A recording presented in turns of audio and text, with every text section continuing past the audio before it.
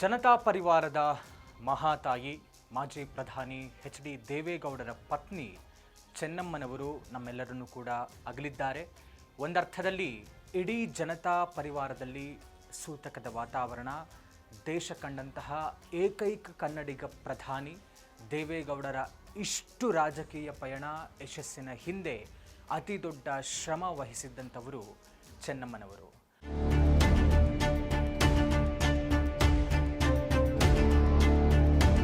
ಹಾಗೆ ದೊಡ್ಡ ಮನೆಗೆ ಪಾರ್ವತಮ್ಮನವರಿದ್ದರು, ಅದೇ ರೀತಿ ಗೌಡರ ಮನೆಗೆ ಚೆನ್ನಮ್ಮನವರಾಗಿದ್ದರು.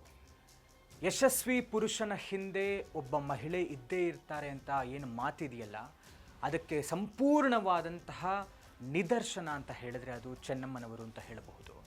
ದೇವೇಗೌಡರ ಇಷ್ಟು ದೊಡ್ಡ ರಾಜಕೀಯ ಹಾದಿ, ಇಷ್ಟು ದೊಡ್ಡ ಯಶಸ್ಸಿನ ಹಿಂದೆ ನಿಂತಿರುವಂತಹ ಮಹಿಳೆ ಗಟ್ಟಿಗಿತ್ತಿ ಚೆನ್ನಮ್ಮನವರು.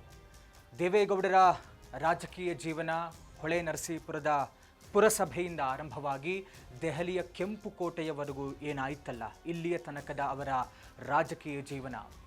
ಒಂದೊಂದು ಕಾಲದಲ್ಲಿ ಅವರ ದಿನಚರಿ ಬೆಳಗಿನ ಜಾವ 4 ಗಂಟೆಗೆ ಆರಂಭವಾದರೆ ಮುಗಿತಾ ಇದ್ದಂಥದ್ದು ಮಧ್ಯರಾತ್ರಿ 12 ಮುಗಿತಾನೂ ಇರಲಿಲ್ಲ.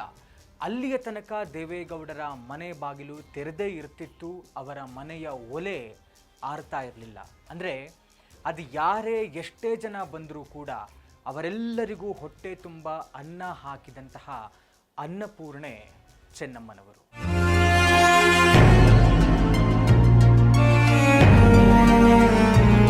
ಒಂದು ಕಡೆ ದೇವೇಗೌಡರು ತಮ್ಮ ರಾಜಕೀಯವನ್ನು ಮಾಡ್ತಾ ಅವರ ದಿನಚರಿಯಲ್ಲಿ ಅವರ ಕೆಲಸಗಳಲ್ಲಿ ಬ್ಯುಸಿ ಇದ್ದಾಗ, ಈ ಕಡೆ ಕೌಟುಂಬಿಕ ಜೀವನವನ್ನು ನಿಭಾಯಿಸುವಲ್ಲಿ ಅತಿ ದೊಡ್ಡ ಮಾದರಿಯಾದಂಥವರು ಚೆನ್ನಮ್ಮನವರು. ಅವ್ರ ಪಾಡ್ಗವರು CM ಆಗಿದ್ದರು, PM ಆಗಿದ್ದರು. ಎಷ್ಟು ಒತ್ತಡದ ಕೆಲಸ.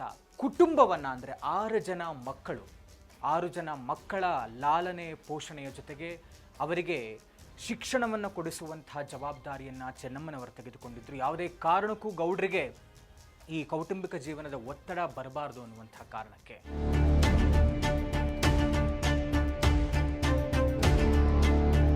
ಅದರ ಜೊತೆಗೆ ಭವಾನಿ ರೇವಣ್ಣ ಅವರು ಅನಿತಾ ಕುಮಾರಸ್ವಾಮಿ ಅವರಂತಹ ಸೊಸೆಯಂದ್ರನ್ನ ನೋಡಿದ್ದಾರೆ.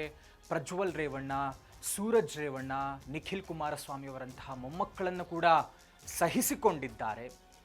ಯಾವುದೇ ಕ್ಷಣದಲ್ಲೂ ಕೂಡ ಧೃತಿಗೆಡ್ತಾ ಇರಲಿಲ್ಲ. ಹಳ್ಳಿಗಾಡಿನಿಂದ ಬಂದಂತಹ ಅಪಾರ ದೈವಭಕ್ತಿ ಆಗಿದ್ದಂತಹ ಚೆನ್ನಮ್ಮನವರು ಎಂಥದ್ದೇ ಸಿಚುಯೇಷನ್ ಸಂದರ್ಭ ಬಂದರೂ ಕೂಡ ಧೃತಿಗೆಡದೆ ಎಲ್ಲವನ್ನೂ ಕೂಡ ತಾಳ್ಮೆ ಮತ್ತು ಸಂಯಮದಿಂದ ನಿಭಾಯಿಸಿರುವಂತಹ ಗಟ್ಟಿಗಿತ್ತಿ ಚೆನ್ನಮ್ಮನವರು.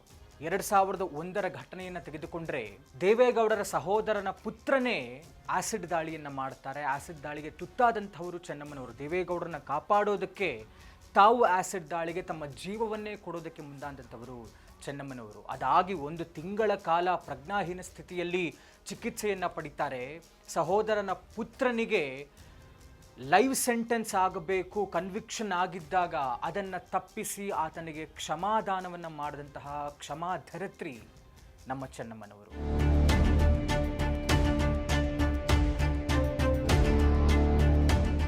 ಇದೆಲ್ಲದರ ಮಧ್ಯೆ ದೇವೇಗೌಡರ ರಾಜಕೀಯ ಜೀವನದ ಏರಿಳಿತಗಳು, ಸೋಲು ಗೆಲುವುಗಳ ಮಧ್ಯೆ ಅವರ ಮಗ ಕುಮಾರಸ್ವಾಮಿಯವರು ಅವರ ಮಾತಿನ ಮೀರಿ ರಾಜಕೀಯದ ಹಾದಿಯನ್ನು ಹಿಡಿದಾಗಲೂ ಕೂಡ ಕುಟುಂಬದಲ್ಲಿ ಬೇಕಾದಷ್ಟು ಬೇರೆ ರೀತಿಯಾದಂಥ ವಾತಾವರಣ ನಿರ್ಮಾಣ ಆದರೂ ಕೂಡ ಅದೆಲ್ಲವನ್ನೂ ಕೂಡ ಸರಿಯಾದಂಥ ರೀತಿಯಲ್ಲಿ ನಿಭಾಯಿಸಿದಂಥವರು ಚೆನ್ನಮ್ಮನವರು. ಇದರ ಮಧ್ಯೆ ರಾಜಕೀಯವಾಗಲಿ ವೈಯಕ್ತಿಕವಾಗಲಿ ಯಾವುದೇ ಥರದ ಅಪೇಕ್ಷೆಯನ್ನು ಚೆನ್ನಮ್ಮನವರು ಇಟ್ಕೊಂಡಿರಲಿಲ್ಲ. ಚೀಫ್ ಮಿನಿಸ್ಟರ್ ಆಗಿದ್ದರು, ಪ್ರೈಮ್ ಮಿನಿಸ್ಟರ್ ಆಗಿದ್ದರು. ಆದರೆ ಯಾವುದೇ ಒಂದೇ ಒಂದು ಸಂದರ್ಭದಲ್ಲೂ ಕೂಡ ಅವರು ವಿಧಾನಸೌಧದ ಎಡೆಗಾಗಲಿ, ಡೆಲ್ಲಿಗಾಗಲಿ, ಪಾರ್ಲಿಮೆಂಟ್ಗಾಗಲಿ ಎಲ್ಲೂ ಕೂಡ ಕಾಣಿಸ್ಕೊಂಡಿಲ್ಲ. ಯಾವುದೇ ಥರದ ಪ್ರಚಾರಕ್ಕೂ ಕೂಡ ಚೆನ್ನಮ್ಮನವರು ಬೀಳಲಿಲ್ಲ.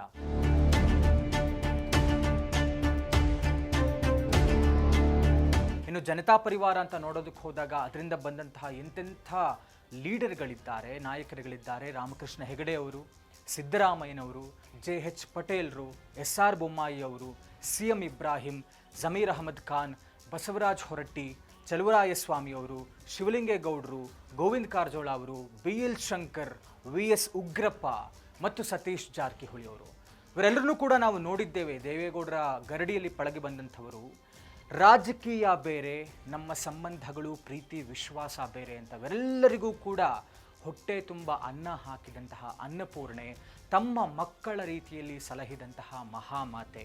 ನಿಜವಾಗಿಯೂ ದೇವೇಗೌಡರ ಇಳಿ ವಯಸ್ಸಿನಲ್ಲಿ ದೇವೇಗೌಡರು ಏನೇ ಮಾಡಬೇಕಾದರೂ ಕೂಡ, ಏನೇ ಒಂದು ನಿರ್ಧಾರ ತೆಗೆದುಕೊಳ್ಬೇಕಾದರೂ ಕೂಡ, ಅದು ರಾಜಕೀಯವಾಗಲಿ ವೈಯಕ್ತಿಕವಾಗಲಿ, ಚೆನ್ನಮ್ಮನವರನ್ನು ಕೇಳದೆ, ಅವರ ಒಂದು ಅನುಮತಿ ಅಥವಾ ಅವರಿಂದ ಸಲಹೆಗಳನ್ನು ಪಡೆದುಕೊಳ್ಳದೆ ಯಾವ ಕೆಲಸವನ್ನು ಮಾಡ್ತಾ ಇರಲಿಲ್ವಂತೆ. ಚೆನ್ನಮ್ಮನವರು ಇಲ್ಲಿ ತನಕ ಹೆಚ್ಚಾಗಿ ತಮ್ಮನ್ನು ತಾವು ತೊಡಗಿಸ್ಕೊಂಡಿರುವಂಥದ್ದು ಅಡುಗೆ ಮನೆ ಮತ್ತು ದೇವರ ಮನೆ ಎರಡೇ ಕಡೆ. ಅಪಾರವಾದಂತಹ ದೈವ ಭಕ್ತರು, ಗಂಡ ಹೆಂಡತಿ ಇಬ್ಬರೂ ಕೂಡ. ಇಂಥ ಒಂದು ಇಳಿ ವಯಸ್ಸಿನಲ್ಲಿ ದೇವೇಗೌಡರನ್ನ ಬಿಟ್ಟು ಹೋಗಿದ್ದಾರೆ. 89 ವರ್ಷ ಆಗಿತ್ತು. ವಯೋಸಹಜ ಕಾಯಿಲೆಯಿಂದ, ಉಸಿರಾಟದ ತೊಂದರೆಯಿಂದ ಚೆನ್ನಮ್ಮನವರು ನಮ್ಮೆಲ್ಲರನ್ನ ಅಗಲಿರುವಂಥದ್ದು ನಿಜವಾಗಿಯೂ ಒಂದು ರೀತಿಯಲ್ಲಿ ದುಃಖವನ್ನು ತಡೆದುಕೊಳ್ಳುವಂತಹ ಶಕ್ತಿ ದೇವೇಗೌಡರ ಕುಟುಂಬಕ್ಕೆ ದೇವರು ಕೊಡಲಿ ಅಂತ ಕೇಳಿಕೊಳ್ಬಹುದು. ಇದಾಗಿತ್ತು ಇವತ್ತಿನ ಸ್ಪೆಷಲ್ ಸ್ಟೋರಿ. ನೆಲ ಜಲ ಭಾಷೆಗಾಗಿ ಪ್ರಾಮಾಣಿಕ ಪತ್ರಿಕೋದ್ಯಮ. ನೋಡ್ತಾ ಇರಿ ಫೋಕಸ್ ಟಿವಿ ಕನ್ನಡ.